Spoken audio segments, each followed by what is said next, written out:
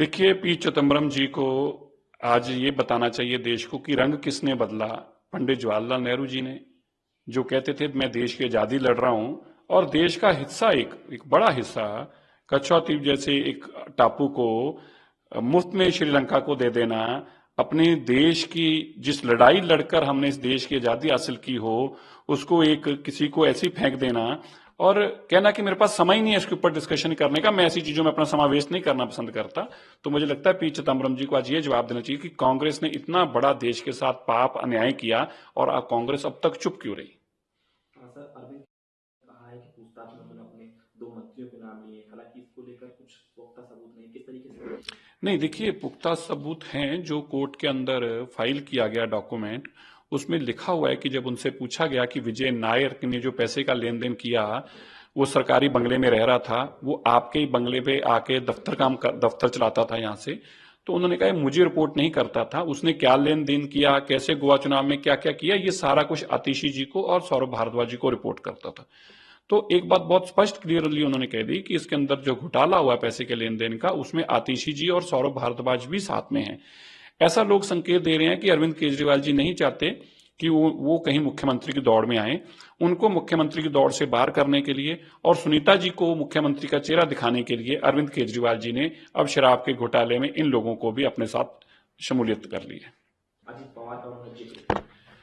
देखिए, पहली बात, दोनों के खिलाफ जो चार्जेस हैं वो तो अगर कोई चार्जशीट फाइल है तो कोर्ट के सामने डिसीजन होना है,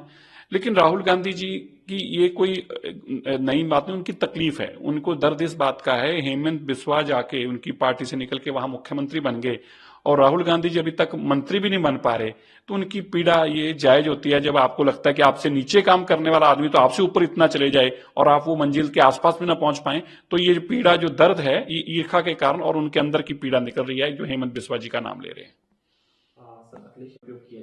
देखिए, निष्पक्ष चुनाव कराने का काम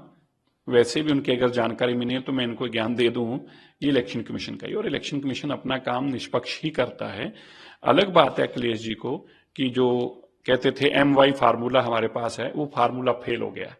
वो फार्मूला इतना ज्यादा फेल हो गया है कि इस बार तो ये भी कहने लायक नहीं बचे कि EVM हैक हो गई है। अब पता है कि सारी जब परिवार की भी जमानतें जब्त होंगी डिम्पल जी तक लेके सभी कैंडिडेटों की, तो जवाब क्या देंगे, तो अभी से वो तैयारी कर रहे हैं, अपने जमीन बना रहे हैं कि मैं कल को फिर क्या जवाब देने वाला हूं लोगों को।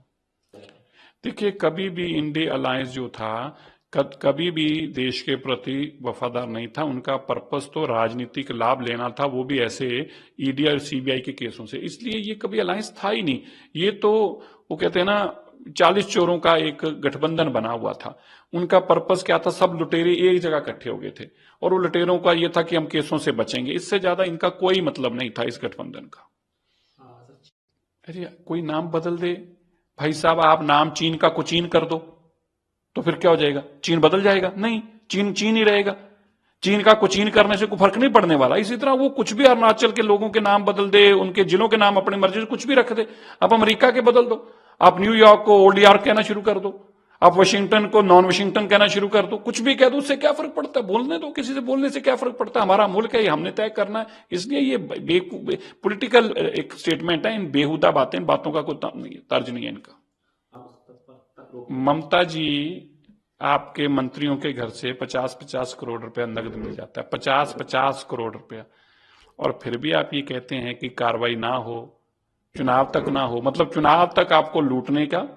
आपको अपने घर बनने की इजाजत दे दे इलेक्शन कमीशन, तो ममता जी को रिटर्न में लिख के दे देना चाहिए कि हमारी इतनी पार्टियों को इतने करोड़ रुपया लूटने का इजाजत इलेक्शन कमीशन दे दे, तो फिर इलेक्शन कमीशन तय कर लेगा वो इजाजत देनी है या नहीं देनी।